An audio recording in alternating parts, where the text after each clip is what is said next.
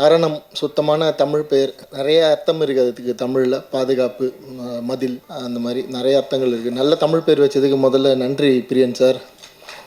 இப்போ அது குறைஞ்சிட்டே வருது தமிழ் சினிமாவில். எல்லோரும் இங்கிலீஷில் பேர் வைக்க ஆரம்பிச்சிட்டாங்க ஸ்டைலாக. நிறைய இந்த மாதிரி சொல்கிறப்பவே பவர்ஃபுல்லாக இருக்க தமிழ் பேர்கள் இருக்குது. தேடி வைங்க. இயக்குநர்கள்கிட்ட நான் ஒரு கோரிக்கையாக வச்சுக்கிறேன் இந்த நேரத்தில்.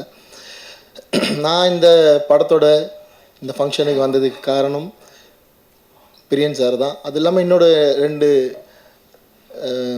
அசோசியேட்ஸ் இருக்காங்க. என்னோடய பிஆர்ஓ புவன் ஃபோன் பண்ணி, அண்ணா நீ வந்தே ஆகணும், பிரியன் சார் உனக்காக வெயிட் பண்ணுறாரு அப்படின்னு இவர் சொல்லிட்டாரு.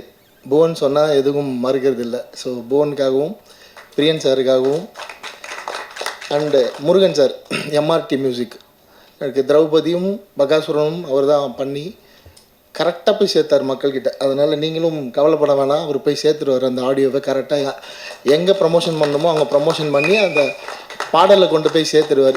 எங்களை மாதிரி மீடியம் பட்ஜெட் மூவிஸ்க்கு வந்து எம்ஆர்டி மியூசிக் வந்து ஒரு பெரிய வரம். நல்ல ப்ரைஸும் கொடுப்பாங்க, நல்ல சப்போர்ட் பண்ணுவாங்க. ஃபோன் பண்ணால் எடுப்பாங்க, பதில் சொல்லுவாங்க. தொடர்ந்து வாட்ஸ்அப் குரூப்பில் நம்ம டச்லேயே இருக்கலாம் அந்த ப்ரமோஷன் சம்மந்தமாக. மற்ற ஆடியோ கம்பெனிகளில் அது கஷ்டம். இந்த மாதிரி பட்ஜெட் படங்களுக்கு எடுக்க மாட்டாங்க ஃபோன். ரெண்டாவது, ஒரு படம் எடுக்கிறது எவ்வளோ கஷ்டம் அப்படின்னு எல்லோரும் சொல்லியிருந்தாங்க. உண்மையிலே கஷ்டமான விஷயம்தான். சந்தோஷம் ஒரு க்ரௌட் ஃபண்டிங் படம், தமிழ் சினிமாவோட 2வது க்ரௌட் ஃபண்டிங் படம் ஆடியோ லான்ச் வரைக்கும் வந்திருக்கு. நிறைய பேர் ட்ரை பண்ணுறாங்க. ஸோ ஃபஸ்ட்டு என் படம் வந்ததில் எனக்கு ரொம்ப பெருமை. இது 2வது படம் ஆடியோ லான்ச் வரைக்கும் வந்துருச்சு. வர வெள்ளிக்கிழமையும் சார் ஒரு ரெக்வஸ்ட், அது இந்த சமயத்தில் கன்னியாகுமரி, திருநெல்வேலி, தென்காசி, தூத்துக்குடி, அந்த பக்கம் நாகர்கோவில் பக்கம்லாம் மழை அதிகமாக இருக்குது. ரொம்ப முக்கியமான ஏரியா மதுரையும் திருநெல்வேலி. ஸோ திருச்சி பக்கமும் கொஞ்சம் மழை இருக்குதுன்னு கேள்விப்பட்டேன். ஸோ 3 ஏரியா முக்கியமான ஏரியா மழை இருக்குது. ஸோ அதை பார்த்துட்டு இந்த வெள்ளிக்கிழமை ரிலீஸ் வந்து முடிவெடுங்க. முடியலன்னா கொஞ்சம் ஒரு வாரம் தள்ளி வாங்க. ஏன்னா நீங்கள் எத்தனை பேரோட உழைப்பு இருக்குது, எத்தனை தமிழ் ஆர்வலர்களோட உழைப்பு இந்த படத்துக்குள்ளே இருக்குது. இது மக்கள்கிட்ட போய் சேரணும். இதுக்கு ஒரு நல்ல டைம் கூட எடுத்துக்கலாம் நீங்கள் இந்த வாரம் அப்படி மிஸ் பண்ணிங்கன்னா. ஏன்னா முழுக்க தமிழ் ஆர்வலர்கள் எல்லாம் இணைஞ்சிருக்கீங்க. இங்கே வந்து உட்காந்தப்போ தான் அது வந்து இன்னும் டீட்டெயிலாக தெரியுது. நான் பிரியன் சார் எனக்கு சொன்னது ஒரு 10 பேர் சேர்ந்து படம் எடுத்துருக்கோம் அப்படின்னு தான் சொன்னார். ஸோ 10மே பாடலாசிரியர்கள், அதுவும் அவர்கிட்ட வந்து பயிற்சி பெற்றவர்கள். அவங்க ஒரு பாடலாசிரியரை கதாநாயகனாக இயக்குநராக உருவாக்கணுன்ற எண்ணத்தால் அவங்களோட சேமிப்பை கொடுத்து பண்ண படம். ஸோ தமிழ்நாட்டில் இருக்கிற அத்தனை தமிழ் ஆர்வலர்களும் இந்த ஒரு விஷயத்துக்காக இந்த படத்தை போய் நீங்கள் தேட்டரில் பார்க்கணுன்னு நான் ஒரு கோரிக்கை அங்கே வச்சுக்கிறேன். அவங்கள போய் சேர்க்க வேண்டியது உங்களோட வேலை தான். ஸோ தமிழ் மீது ஆர்வம் கொண்ட பலர் இருக்காங்க. ஸோ இவங்கெல்லாம் சேர்ந்து எடுத்த படம்னு சொல்லுங்கள். கண்டிப்பாக டிக்கெட் கொடுத்து உங்களுக்காக ஒரு தடவை போய் பார்ப்பாங்க. அதை தாண்டி நான் இந்த படமத்தோட ஃபஸ்ட்டு வெர்ஷன் பார்த்துட்டேன். இப்போது ரீசெண்டாக இந்த வெர்ஷன் நான் பார்க்கல. பிரியன் சார் வந்து என்னை கூப்பிட்டு, நீங்கள் இந்த படம் பார்த்தே ஆகணும் அப்படி சொல்லி நான் வந்து போய் பார்த்தேன். ரொம்ப நல்லா ஒரு ஃபஸ்ட் டைம் டைரக்ஷன் பண்ணுற மாதிரி அப்படிலாம் இல்லை. ஏன்னா பிரியன் சாருக்கு சினிமா புதுசு இல்லை, அவருக்கு எல்லாமே தெரியும். இருந்தாலும் ஒரு இயக்குனராக கதாநாயகனாக இருக்கிறப்ப அது ரொம்ப சிரமமான விஷயம். நம்ம மானிட்டர் பார்க்க முடியாது, நடிச்சுட்டு தான் போய் மானிட்டர் செக் பண்ணணும். டபுள் வேலை அது. அப்படி இருந்தும் ஒரு தரமான கதையை தேர்ந்தெடுத்திருக்காரு. பர்ஃபார்மன்ஸில், அவங்களோட லொக்கேஷனில், பட்ஜெட்டில் எங்கேயோ சின்ன சின்ன தவறுகள் இருக்கலாம். ஆனால் நல்ல கதை, நல்ல திரைக்கதையை தேர்ந்தெடுத்திருக்காரு. அதில் கண்டிப்பாக இந்த படம் ஜெயிக்கும், நிற்கும். ரொம்ப நல்ல சஸ்பென்ஸ் த்ரில்லர். இந்த படத்தில் வந்து இவர் கேரக்டர் நல்லவரா கெட்டவரா, அந்த வீட்டை சுற்றி நடக்கிற அமானுஷ்யங்கள் உண்மையில் அமானுஷ்யமா அமானுஷ்யம் இல்லையா, இந்த மாதிரி நெகட்டிவ் பாசிட்டிவ்னு மாறி மாறி அந்த டைமென்ஷனில் தான் போவோம் ஸ்க்ரீன் ப்ளே. அது அது தமிழ் தெரிந்த புலவர்களுக்கே உண்டான திறமை போல் அவ்வளோ அருமையாக எழுதியிருக்காரு அந்த விஷயங்கள்லாம். ஸோ இந்த படத்தில் வந்து ஒரு நெகட்டிவாக பாசிட்டிவாக அப்படின்னு ஸ்க்ரீனில் பார்த்து தெரிஞ்சுக்கோங்க. அது ஃபஸ்ட் ஹாஃபில் ஒரு மாதிரி இருப்பார், செகண்ட் ஹாஃபில் ஒரு மாதிரி இருப்பார். ஸோ இந்த நெகட்டிவ் பாசிட்டிவ்னு பேசுகிறப்ப இப்போது இந்த மேடையை பயன்படுத்தி இப்போது போன வாரம் வெளியே இருக்க இந்த கூசு முனுசாமி வீரப்பன்ன்ற வெப்சீரிஸை வந்து நான் இந்த டைமில் பாராட்டிடுறேன். ஜி ஸ்டுடியோவுக்கு ரொம்ப நன்றி. அண்ட் அந்த டைரக்டர் ஷரத்துக்கும் ரொம்ப நன்றி. ஒரு தரமான படைப்பை வந்து வெளியிட்டிருக்காங்க. ஸோ இவ்வளோ நாளாக கம்ப்ளீட்டாக நெகட்டிவாகவே தெரிஞ்ச வீரப்பன் அப்படின்ற ஒரு மனுஷன் இன்றைக்கி மக்கள் மத்தியில் ஓரளவுக்கு பாசிட்டிவாக போய் சேர்ந்துருக்காரு. ஆல்ரெடி வட தமிழ்நாட்டில் ஒரு ஹீரோ தான். ஆனால் இன்றைக்கி மொத்த தமிழ்நாடு முழுக்க, உலகம் முழுக்க வீரப்பனார் வந்து ஒரு ஹீரோ மாதிரி ப்ரொஜெக்ஷன் ஆகிட்டுருக்கு. நிறைய மாற்று கருத்துக்கள் அந்த வெப் சீரிஸில் இருந்தாலும் அவர் என்ன காரணத்துக்காக அந்த வீரப்பன் அப்படின்ற அந்த அவதாரம் எடுத்தார், எந்த வயசுலேருந்து அவர் அந்த காட்டுக்குள்ளே போய் அங்கே இருக்க மக்களுக்காக சண்டை போடலாம் அப்படின்னு முடிவெடுத்தார் அப்படின்னு ரொம்ப அருமையான கண்டென்ட்டு அமைஞ்சிருக்கு. ஒரு சினிமா நினச்சா எவ்வளோ பெரிய நல்லவனையும் கெட்டவனாக மாற்றும். உண்மையாக சொல்கிறேன், ரியல் லைஃப் இன்சிடெண்ட் எவ்வளோ பெரிய நல்லவனையும் கெட்டவனாக காட்டும், எவ்வளோ பெரிய கெட்டவனையும் ஹீரோவாக மாற்றும். அது வந்து சினிமாவுக்கு அந்த பவர் இருக்குது, எழுத்துக்கு அந்த பவர் இருக்குது. ஸோ வீரப்பன் அவர்களுடைய இன்றைக்கி வரலாறு மக்கள் மத்தியில் ஒரு ஹீரோவாக மாறிட்டுருக்கார். இருந்தும் அந்த டாக்குமெண்ட்ரி வந்து அவர் கிரிமினல், தீவிரவாதி, வில்லன், கொலைகாரன் அப்படின்னு தான் முடியுது. அதுதான் உண்மையும் கூட. பட் என்ன ரீசனுக்காக அவர் அதெல்லாம் பண்ணார், அவருக்கு எந்த கோபம் என்ன இந்த சமூகத்தின் மேலே அப்படின்றது வந்து இன்றைக்கி தான் மக்களுக்கு தெரிஞ்சிருக்கு, பல வருஷம் கழித்து. ஸோ இந்த மாதிரி நிறைய ஆளுமைகள் இருக்காங்க, அவங்களெல்லாம் பற்றி தொடர்ந்து வெப் சீரிஸ் வரணும். மலையூர் மம்பட்டியான் இருக்கார், அப்புறம் அரியலூர் பக்கம் வந்து தோழர் தமிழரசன் இருக்கார், புலவர் கலிய பெருமாள், ஆறுமுக நாட்டார், இந்த மாதிரி இன்னும் நிறைய பேர் இருக்காங்க. இந்த பேர்லாம் சொல்கிறேன்னா யாராவது ஒரு டைரக்டர் இவங்களை பற்றி தேடி அவங்கள பற்றின டாக்குமெண்ட்டும் வந்து அந்தந்த வட்டாரங்களில் இந்த மக்கள் வந்து அவங்க என்ன காரணத்துக்காக இந்த சமூகத்துக்கு போராளியாக இருந்தாங்க, மாவோயிஸ்டாக இருந்தாங்க அப்படின்னு தெரிஞ்சுப்பாங்க. எப்படி அவங்களோட மரணம் நிகழ்ந்தது, அதில் என்ன உண்மை இருக்குது, அதில் என்ன அரசியல் இருக்குது, அதெல்லாம் புரிஞ்சுப்பாங்க. அது வந்து சினிமா மட்டும்தான் அதை செய்ய முடியும். என்ன தான் பத்திரிகை, மீடியா அதெல்லாம் நியூஸ் வந்தாலும் திரைச்சித்திரமாக பார்க்குறப்ப அது பெருசாக போய் மக்கள்கிட்ட ஒரு பெரிய பாதிப்பை ஏற்படுத்தும். ஸோ அந்த வகையில் அந்த கூஸ் முனுசாமி வீரப்பன் தொடரை எடுத்த அத்தனை பேருக்கும் என்னுடைய மனமார்ந்த நன்றிகள் இந்த மேடையில். நெக்ஸ்ட்டு நம்ம திருப்பி அரணுக்குள்ளே வந்துடுவோம். ரொம்ப சந்தோஷமான தருணம். ஒரு அநேகமாக ஸ்நேகன் சார், பாவிஜய் சாருக்கு அப்புறம் நீங்கள் ஹீரோவாயிருக்கீங்க இல்லையா, ஒரு பாடலாசிரியராக, வேறு யாரும் இல்லை. ஸோ அதில் ஒரு முக்கியமான இடம் இந்த முதல் 3 அதுக்குள்ளே வரதெல்லாம் ரொம்ப சூப்பர். கண்ணதாசன் சார் மேலே ரொம்ப மதிப்பு, வாலி சார் மேலே ரொம்ப அன்பு கொண்டவர் பிரியன் சார். ஸோ கண்ணதாசன் சார் மாதிரி ப்ரொடக்ஷனுக்குள்ளேயும் வந்துட்டார். அதுவும் ஒரு படத்தில் ப்ரொடியூசராக, ஹீரோவாக, டைரக்டராக பெரிய அவதாரம் தான் இது, பெரிய பொறுப்பு இருக்குது. அவரை நம்பி ஃபன் பண்ணுவங்கெல்லாம் சப்போர்ட் பண்ணுங்கள். நல்லது கெட்டது எது வந்தாலும் கூட இருங்க கடைசி வரைக்கும். இது தொடக்கம் தான். அவர் உருவாக்கிய மாணவர்கள் நிச்சயமாக அவரை திருப்பி தாங்கி பிடிப்பாங்க, அதில் எந்த மாற்று கருத்தும் இல்லை. எனக்கு தெரியும், நான் போயிருக்கேன், 2 ஆண்டு விழாக்கு நான் கலந்துருக்கேன் அந்த பயிற்சி பட்டறையில். ஸோ ரொம்ப புது முயற்சி, புது விஷயம், இதுவுமே ஒரு முயற்சி தான். ஸோ நீங்களாம் அவருக்கு வந்து சப்போர்ட் பண்ணணும். ஹீரோயின் ரொம்ப நல்லா இருக்காங்க ஃப்ரேமில், விஷுவலில் பார்க்க. நான் புது ஹீரோயின் நினைக்கல, இப்போ தான் சொல்லி தான் தெரியும் அவங்க ஃபஸ்ட் படம் பண்ணுறாங்கன்னு. ரொம்ப நல்லா பர்ஃபார்ம் பண்ணியிருக்காங்க, சூப்பராக இருக்காங்க விஷுவலாக ஸ்க்ரீனில் பார்க்க. அண்டு படத்தை ரிலீஸ் பண்ணுறதுக்கு ஒரு மனுஷன் வந்திருக்காரு. அது இந்த காலகட்டத்தில் அதுக்கே தனியாக நீங்கள் அவருக்கு ஒரு கைத்தட்டல் கொடுக்கலாம். நிஜமாகவே ஒரு பெரிய விஷயம் அது. ஒரு கம்பெனி ஒரு படத்தை வந்து நாங்கள் ரிலீஸ் பண்ணுறோன்னு இந்த சிச்சுவேஷனில் ரொம்ப பெரிய விஷயம் அது. ஸோ அவருக்காக தான் நான் அதை சொன்னேன். இந்த வெள்ளிக்கிழமை, அதுவும் தப்பாக எதுவும் எடுத்துக்க வேண்டாம், மழை நேரத்தில் ரிலீஸ் பண்ணால் அந்த ஒரு ஏரியாவிலேருந்து வர ஒரு 10 லட்சம் மிஸ் ஆனால் கூட 3 ஏரியாவிலேருந்து நமக்கு 30 லட்ச ரூபா அடி வாங்கும். ஸோ அவரோட சைட்லேருந்து தான் நான் அதை சொன்னேன். ஸோ நல்லது கெட்டதெல்லாம் நீங்கள் அதில் யோசித்து நல்ல முடிவு எடுங்க. இந்த வாரம் இல்லைன்னா அடுத்த வாரம் வந்தாலும் நிச்சயமாக இந்த படம் மக்கள் மத்தியில் பெரிய பேர் வாங்கணும். ஸோ அதுக்கு நீங்களாம் உதவணும். தமிழ் மீது பற்று கொண்டவர்கள், இந்த தமிழ் மீது ஆர்வம் கொண்ட கூட்டணிக்கு ஆதரவு கொடுக்கணும்னு வேண்டிக்கிறேன். தேங்க்யூ. அரணம் திரைப்படத்தில் ஆரிராரோங்கிற பாடல் தான் என்னோடய முதல் திரைப்பட பாடல். இந்த பாடல் வந்து பாலா சார் சொன்ன மாதிரி அவரோட டியூனும் என் டியூனும் ஒன்று தான். நாங்கள் வந்து கோர்ஸ் படிக்கும்போதே வந்து இந்த பாடல் எழுத ஆரம்பித்தோம். அது ரொம்ப பிடிச்சி போய் இப்போது படத்தில் வரணுங்கும்போது திருப்பி எழுதும்போது பிரியன் சார் வந்து அது அவரே எழுதியிருக்கலாம், ஆனால் எங்களை மாதிரி மாணவர்களுக்கும் வாய்ப்பு கொடுக்கணும் அப்படின்னு சொல்லிட்டு எங்களையும் எழுத வச்சார். அது பாட்டு எழுதும்போது நம்ம ஃபர்ஸ்ட்டு சாங் அப்படின்றதுனால நிறைய குழப்பம் இருக்கும், சந்தேகம் இருக்கும். ஆனால் அதை எதுவுமே பெருசாக பொருட்படுத்தாமல் ரொம்ப எங்களுக்கு வந்து சப்போர்ட்டிவாக இருந்து இந்த பாட்டை எழுத வச்சார். பிரியன் சாருக்கும் சாஜன் சாருக்கும் ரொம்ப நன்றி.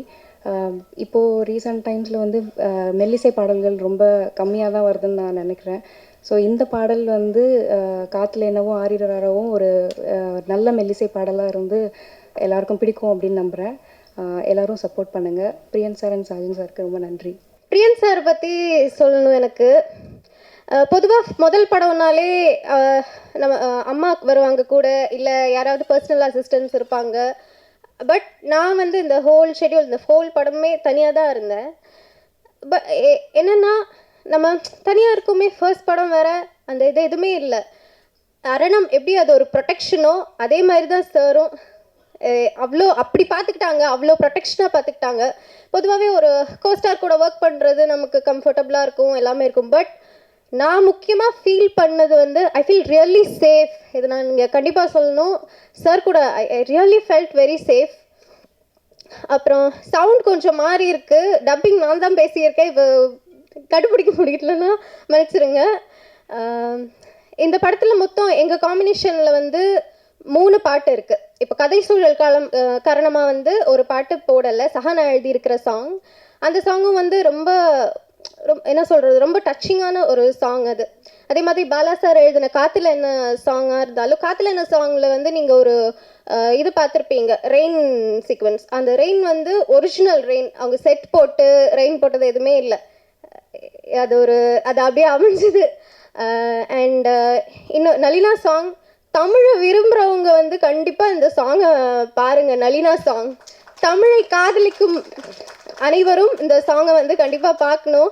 என்னடா இது இப்படி ஒரு பாட்டு நான் இதுவரை கேட்டிருக்கேனான்னு தெரியல. பட் அவ்வளோ ஒரு டிஃப்ரெண்ட்டான சாங்கு, அப்படி ஒரு தமிழில் அப்படி ஒரு பாட்டுன்றது வந்து அது நானும் அதில் ஒரு பாட்டாக இருக்கேன்றது வந்து எனக்கு வந்து ரொம்ப சந்தோஷம். I think I have given my best to this film. இந்த படம் பார்த்தீங்கன்னா வந்து ரியலி ஒரு டிஃப்ரெண்ட்டான ஒரு ஸ்கிரிப்ட். கேட்கும் போதே டிஃப்ரெண்ட்டாக இருந்தது. சார் புரியலையே சார் அப்படின்னு இருந்தேன்.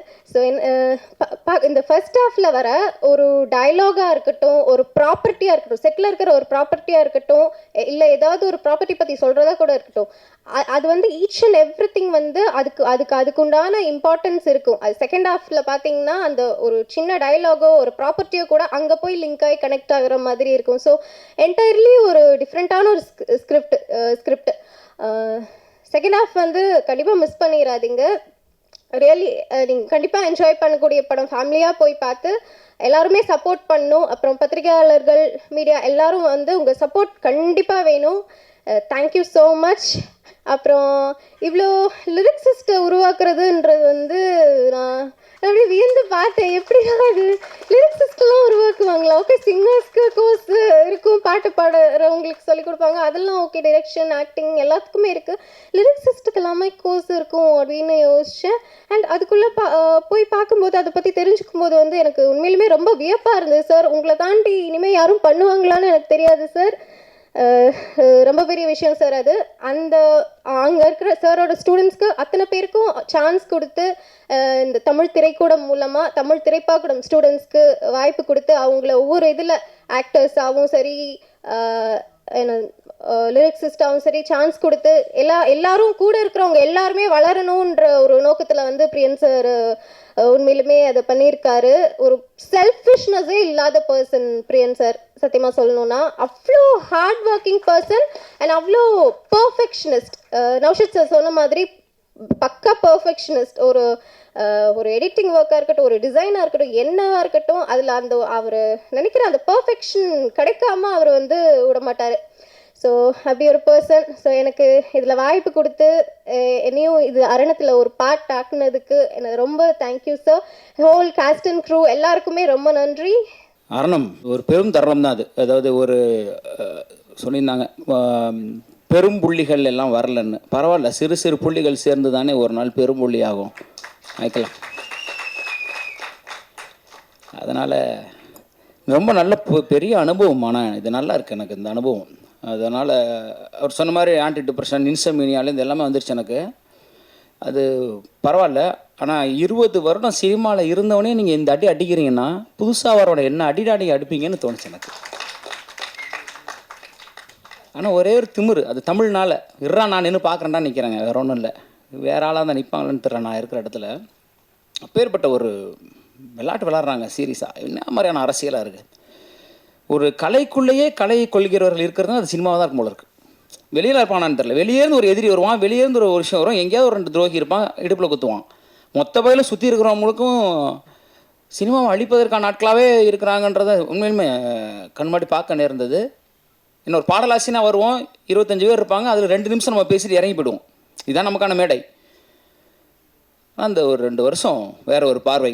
இங்கே வந்திருக்கக்கூடிய அனைவருக்கும் நன்றி. நான் சொன்ன மாதிரி மோகன் அவர்களெல்லாம் வெளியாடலாம் கிடையாது. அதனால தான் நான் அவரை நான் விருப்பு விருந்தினர் லிஸ்ட்லேயே சேர்க்கல. அவர் என் குடும்பம், எனக்கு 15 வருடம் எனக்கு தெரியும் மோகன் அவர்களை. நான் ஒரு அடிப்படையிலேருந்து நாங்கள் பயணிச்சிருக்கோம். பழையவனார்பட்டிக்கு முதல்லேருந்து அவர் எனக்கு பழக்கன்றதுனால ஒரு முறை சொல்லியிருக்கார், அண்ணே ஒரு புது பையனுக்கு பாட்டு தரேண்ணே, குக்குன்னு ஒரு பாட்டு எழுத போகிறானே, நீங்கள் என்னென்ன சொல்கிறீங்கன்னாரு. சந்தோஷமாக கொடுங்கன்னு சொன்னேன் அவர்கிட்ட.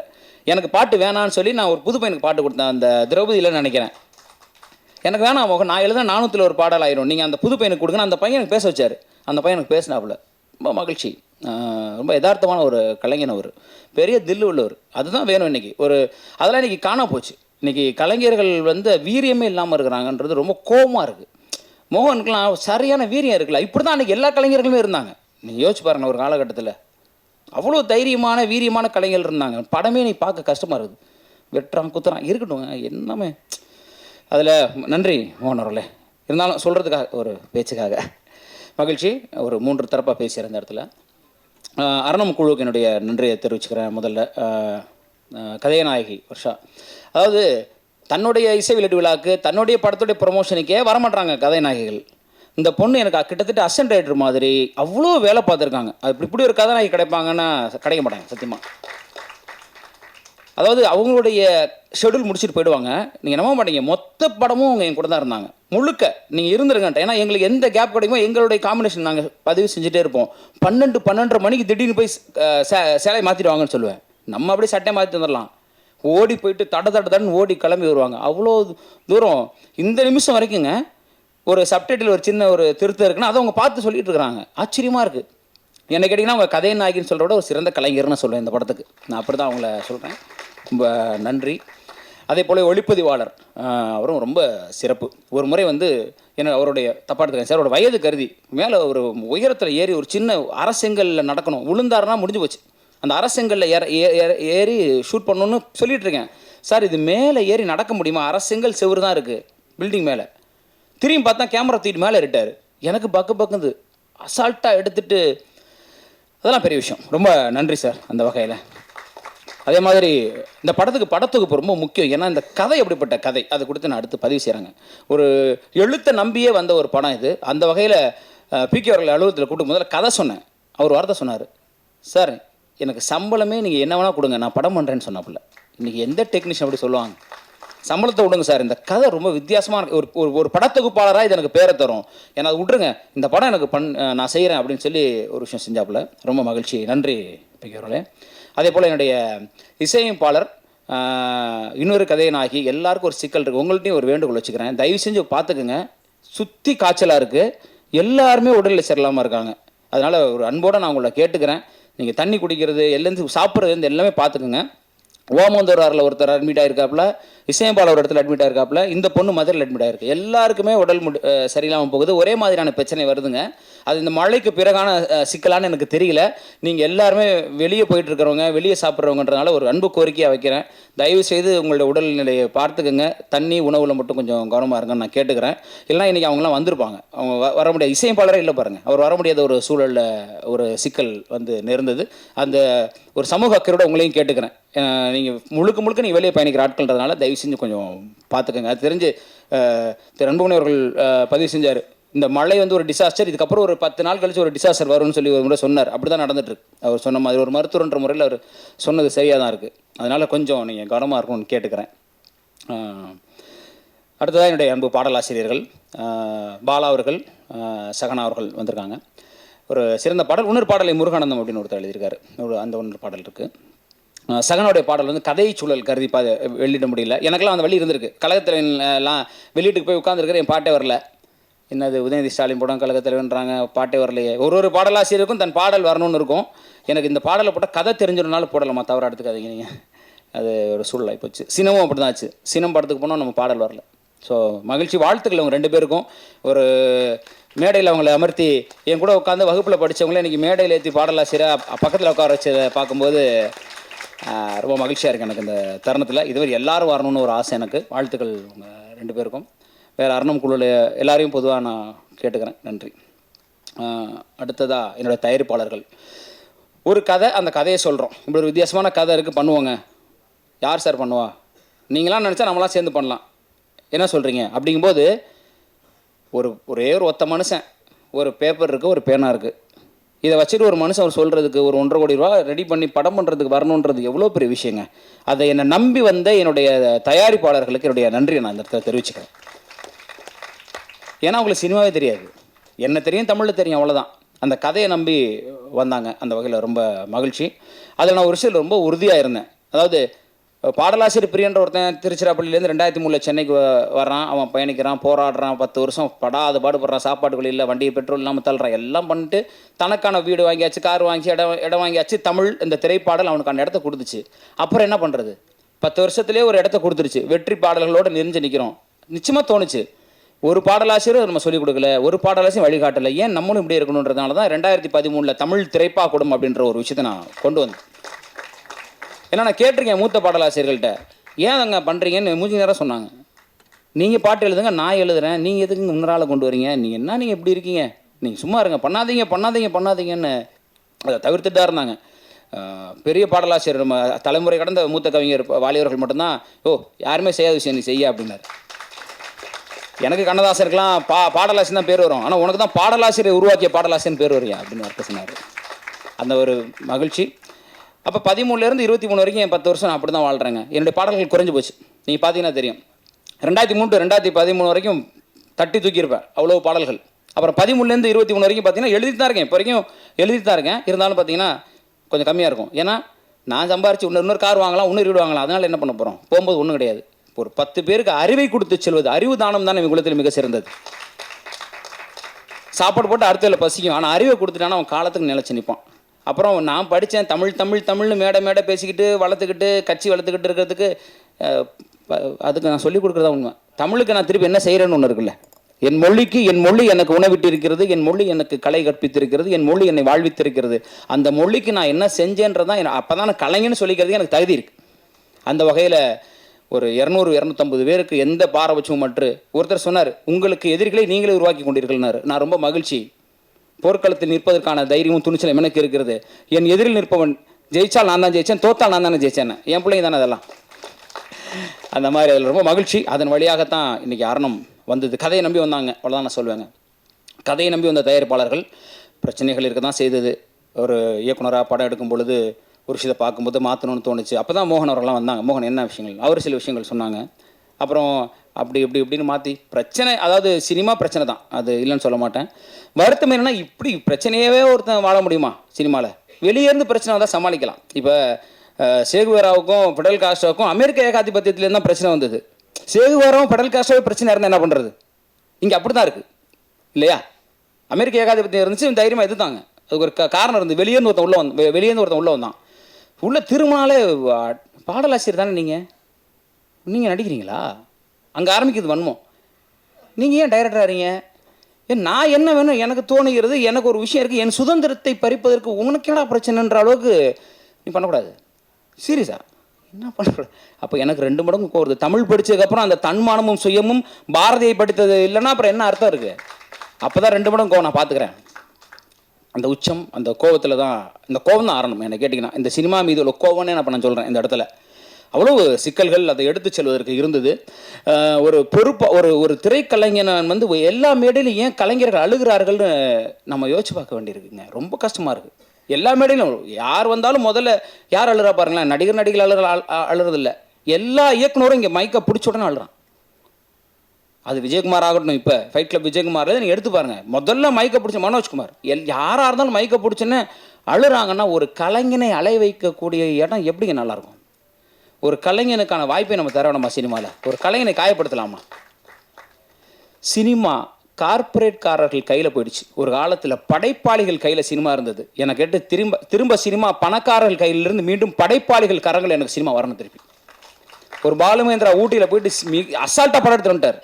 ஏவிஎம்லாம் கையை கட்டி நான் படம் பண்ணலன்றார். இப்போ படம் வேறு மாதிரி இருக்குங்க, நான் பண்ணல. 300 கோடி 400 கோடிக்கு குப்பையாக இருக்குது.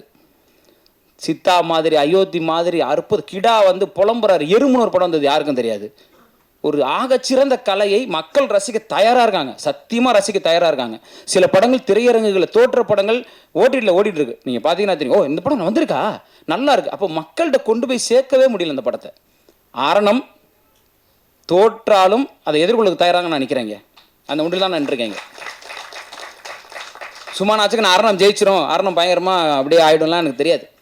ஏன்னா இந்த கும்பலில் இதுக்கப்புறம் அட்லீஸ்ட் நான் படத்தை எடுத்து ரிலீஸ் பண்ணுற தில் எனக்கு இருக்கடான்றது அவ்வளோதான். எனக்கு அதுக்கு தான் வந்து நிற்கிறேன். அவ்வளோதான், எதிர்கொள்றதுக்கு தயாராக இருக்கேன். அதாவது உண்மையை சொல்ல போனால் இந்த திமிங்கலங்களுக்கு மத்தியில் நான் தோல்வியை எதிர்கொள்வதற்கு தயாராக வந்து நிற்கிறேன். அவ்வளோதான்.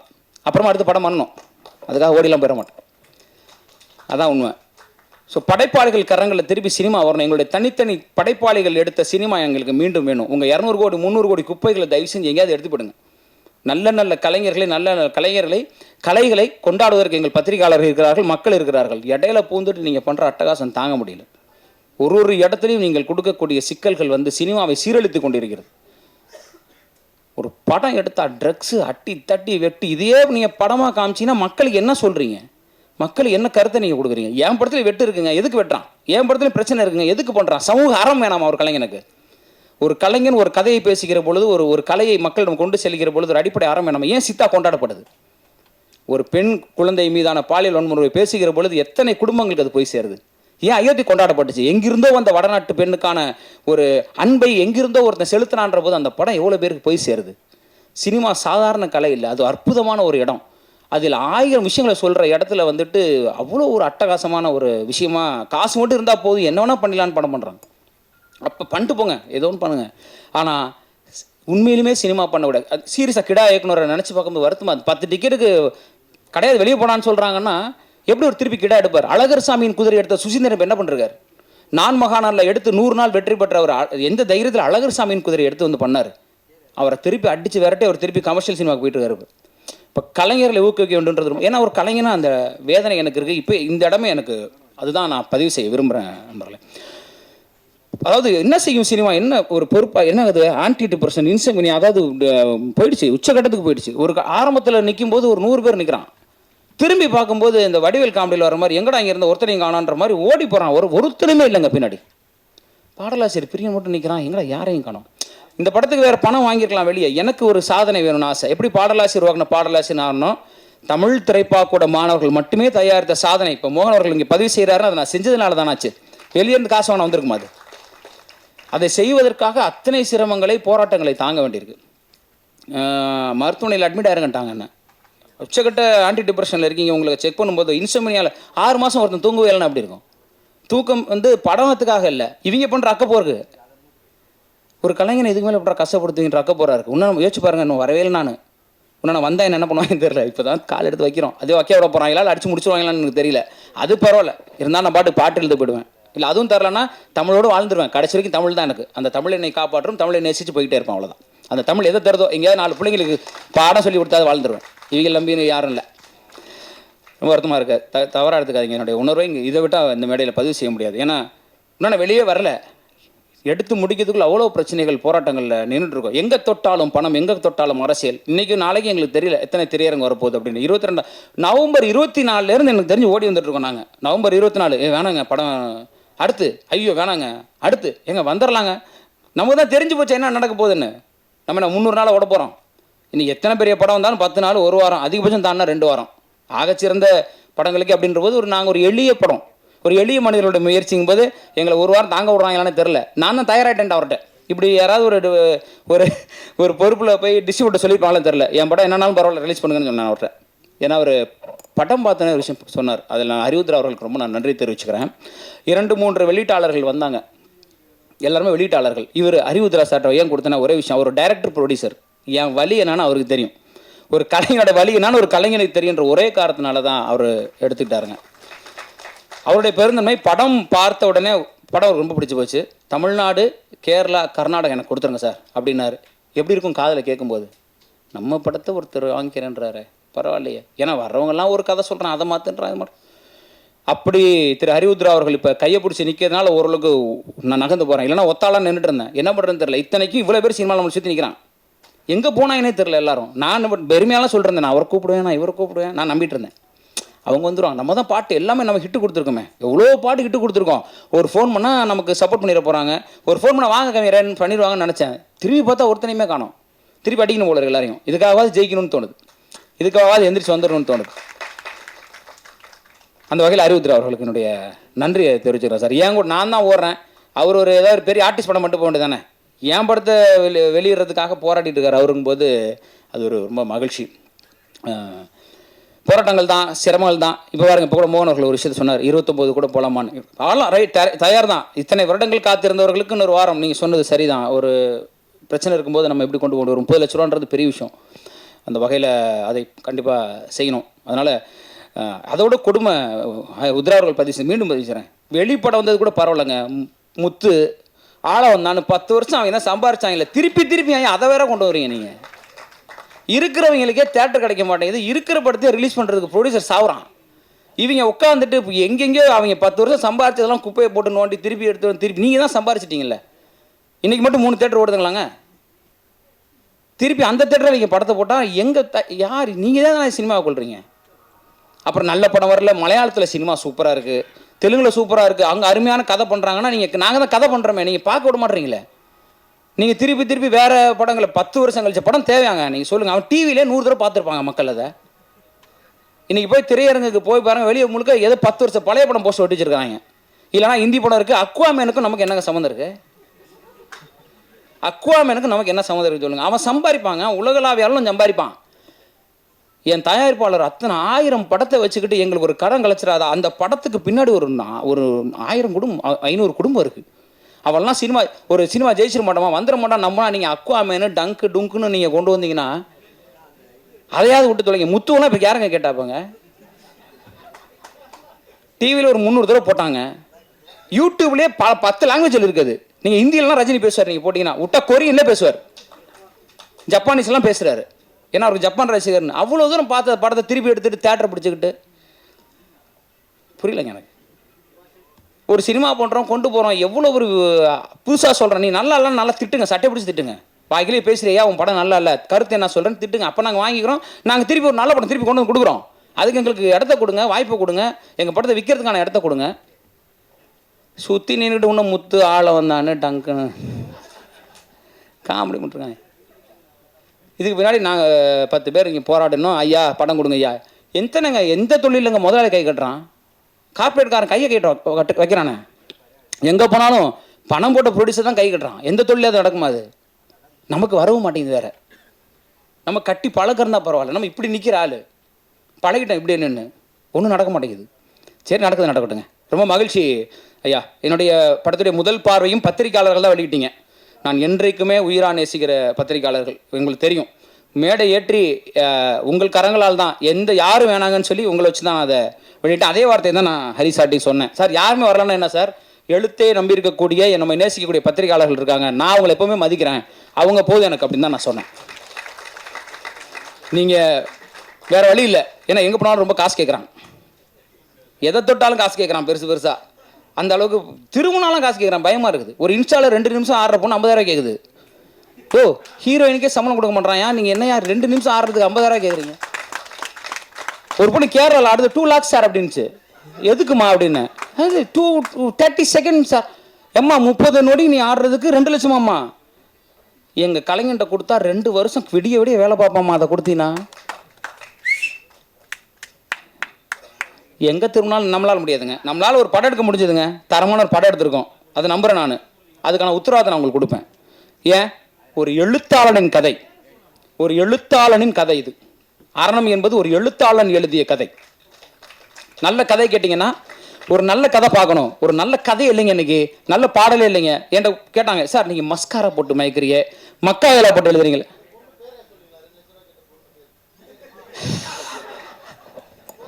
அது நம்ம அமலா சாஜி தான், வேற யாரு? ஃப்ளைட்லாம் போட்டு தெரியுங்களான்னு வேறு கேட்டுச்சு. ஏமா நானே ஃப்ளைட்டில் போகலாமா, எங்கம்மா ஃப்ளைட்டில் போட்டு கூட்டு போனோன்னு தலை சுற்றிருச்சு எனக்கு. இல்லை ஃபஸ்ட்டு காதில் உள்ள சரியா எங்கள் மேனேஜர்கிட்ட பேசுன்றாங்க, பிஆர்ஆர்ட்ட பேசுன்றாங்க. யோ என்னையா நினச்சிட்டு இருக்கீங்க, என்னையா நடக்குதுங்க? இன்ஸ்டா மட்டும் ஒரு திறந்து வச்சுட்டு ஃபிலிம் நியூஸ் ஆனதன் மாதிரி எப்பேற்பட்ட பத்திரிகையாளர்கள் இருந்த துறைங்க அது. எப்பேற்பட்ட மூத்த பத்திரிக்கையாளருங்க அவர். நான்லாம் அவர் இருக்கும்போது இருந்தேன்றது எனக்கு பெரிய மகிழ்ச்சி. என்னெல்லாம் அவர் வந்து எழுதினார், தம்பி சொல்லுப்பா உன் முகவரி சொல்லுப்பான்னு. அப்பேற்பட்ட எழுத்தாளர்கள் இன்னுமே சாலைகளில் பயணிச்சுட்டு இருக்கிறாங்க. நீங்கள் எங்கேயாவது இருந்துக்கிட்டு 10 லட்சம் கூட 20 லட்சம் கூட எங்கே திரும்பினாலும் எதை தொட்டாலும் காசு. ஒரு கலையை மக்களிடம் கொண்டு சேர்ப்பதற்கு இவ்வளோ போராட்டமாக இருக்குது. என் பத்திரிகையாளர்கள் எவ்வளோ சப்போர்ட் பண்ணுறாங்க. நீ யாருன்னே தெரியல உட்காந்துட்டு நாங்கள் அவங்களுக்கு கொடுப்போம் அப்படின்னு நினச்சா அவங்களுக்குலாம் ஆளாளுக்கு ஒரு வீடு வாங்கி கொடுத்துலாம் போல இருக்கு. உங்களுக்குலாம் எங்க வாங்குங்கன்னு சீரியஸாங்க, ரொம்ப கொடுமையாக இருக்குது. அந்த வகையில் அரணம் ஒரு எழுத்தை நம்பி உருவாக்கப்பட்ட ஒரு திரைப்படம், ஒரு சிறந்த கதை. அது உரிமையாக நான் சொல்ல முடியும். முதல் பாதி இன்டர்வல் இடைவேளை அப்போ நீங்கள் படம் பார்த்துட்டு போட்டியே வைக்கலாம். 1 லட்ச ரூபா நான் கொடுக்குறேன், செகண்ட் ஹாஃப் என்னன்னு சொல்லிட்டீங்கன்னா அப்படியே சொல்லாங்க. அரணம் படத்தை பார்த்துட்டு முதல் பகுதியை பார்த்துட்டு இடைவேளைக்கு பிறகு வெளியே வந்துட்டு இல்லை இடைவேளை மேடையிலேயே நீங்கள் இதாங்க நீங்கள் சொல்லிட்டீங்கன்னா நான் மேடையில் 1 லட்ச ரூபா கொடுத்துடலாம். அந்த திரைக்கதை அப்படி இருக்கும். அந்த கதை ஒன்றை நோக்கி ஆரம்பித்து ஒரு உணர்வை பிரதிபலித்து ஒரு இடத்துல நின்றோம். இந்த படம் முதல் முறை ஒரு பெரிய தயாரிப்பாளர் ஒருத்தர் வந்தார், வெளியீட்டாளர். அவர் ஒரு ஆள் விட்டுருங்க, அவர் அவன்டா அப்படின்ற மாதிரி ஒரு ஆள். படம்லாம் பார்த்துட்டு இது ரிஸ்க் நான் எடுக்க மாட்டேன் அப்படின்னாரு. எனக்கு நல்லா இருந்தது. ஃபர்ஸ்ட் ஆஃப் முதல் பகுதி முழுக்க ஒரு ஸ்க்ரீன் பிளே, ஒரு திரைக்கதை. 2வது பகுதி முழுக்க வேறொரு திரைக்கதை. இது வரைக்கும் அப்படி பதிவு செஞ்சதில்லை. அவர் சொன்னார் இப்படி பண்ணக்கூடாது, நீங்கள் ஸ்க்ரீன் பிளே ஜம்ப் பண்ணியிருக்கீங்க. முதல் பகுதி முழுக்க ஒரு திரைக்கதை சொன்னீங்கன்னா அதை நோக்கியே தான் போகணும். நான் ஏன் சார் அதை நோக்கியே போகணுன்னு கேட்டேன். எவன் தான் மாற்றுறது? அப்போ முதல் பகுதி முழுக்க ஒரு திரைக்கதை, இடைவேளைக்கு பிறகு நீங்கள் வந்து படம் பார்க்க ஆரம்பிச்சிங்கன்னா வேற ஒரு டைப் ஆஃப் ஸ்க்ரீன் பிளே, வேற ஒரு வகையான திரைக்கதை ஓடும். அங்கே முதல் பகுதியில் இருந்த ஒரு வசனம், ஒரு கேரக்டர், ஒரு பொருள் கூட உங்களுக்கு 2வது பகுதியில் இன்னொரு பதிலை கொடுக்கும். இந்த வாழ்க்கை இப்படி நேராக பார்க்கும்போது ஒன்றை சொல்கிறது, ஆனால் அதற்கு இன்னொரு முகம் இருக்கும்ல, உண்மையான முகம் இருக்கும்ல.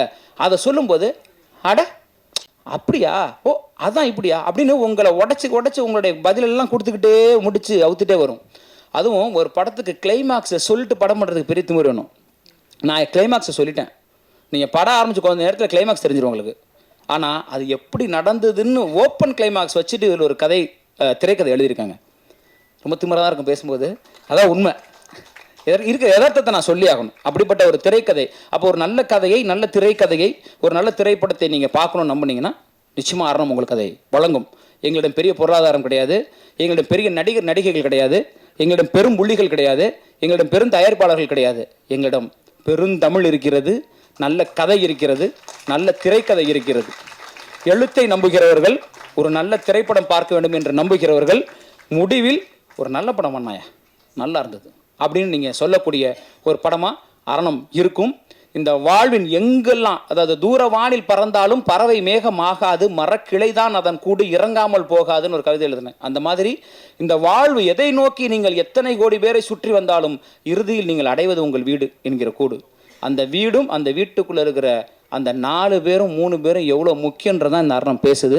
இந்த சமூகம் எவ்வளோ முக்கியன்றதை சாதாரண, அதுக்காக உடனே மெசேஜ்லாம் சொல்கிறேன்னு சொல்லி நினச்சிடாதீங்க. கதையோட்டத்தோடு போகும். மகிழ்ச்சி, நிறைய பேசிட்டேன்னு நினைக்கிறேன். நல்லபடியாக உங்களுடைய அன்பை கொடுங்கள். இந்த இந்த இந்த இதெல்லாம் போனதுக்கப்புறம் என்ன படம் பண்ண விட்டானுங்கன்னா அடுத்த படத்தில் சந்திப்போம். இந்த படத்தை வெளியிட விட்டாங்கன்னா வெளியீட்டில் சந்திப்போம். படம் கொஞ்சமாவது ஓடிடுச்சுன்னா சந்தோஷம். என் தயாரிப்பாளர்கள் ஒரு வார்த்தை சொன்னார், அதுதான் எனக்கு தைரியமே. இவ்வளோ தைரியத்தை நான் தனியாக அப்படி எடுக்க முடியும். என் தயாரிப்பாளர்கள் தோற்றாலும் என்னோடு நிற்பார்கள்ன்ற நம்பிக்கை எனக்கு இருக்குது. அந்த நம்பிக்கையில் தான் படம் பண்ணியிருக்கேன். வெற்றியோ தோல்வியோ எதிர்கொள்ள தயாராக இருக்கிறேன். எது வந்தாலும் ஏற்றுக்கொள்கிறேன். என் படம் நல்ல படம் எனக்கு தெரியும். தோத்ததுக்கு காரணம் சினிமாக்காரன் தான் அப்படின்றத இங்கேயே சொல்லிவிட்டு, ஜெயிச்சா நாங்கள், தோத்தா நீங்கள் அப்படின்னு ஓப்பனாக சொல்லுவேன் அப்படின்றத இந்த மேடையில் வச்சு நீங்கள் தயவு செய்து என் தமிழ் சொந்தங்கள், என் எழுத்தாளர்கள், என் எழுத்தை தயவு செய்து மக்களிடம் கொண்டு போய் சேர்த்து இந்த ஒரு எளிய கலைஞனை, ஒரு பாடலாசிரியனை, இன்னும் 250 பாடலாசிரியர்களை மேடை ஏற்ற போகிறவனை, இன்னும் 500 கலைஞர்களை மேடைக்கு கொண்டு வர போகிறவனை ஆசீர்வதித்து ஒத்துழைப்பு கொடுங்கன்னு இந்த தருணத்தில் கேட்டுக்கிறேன்.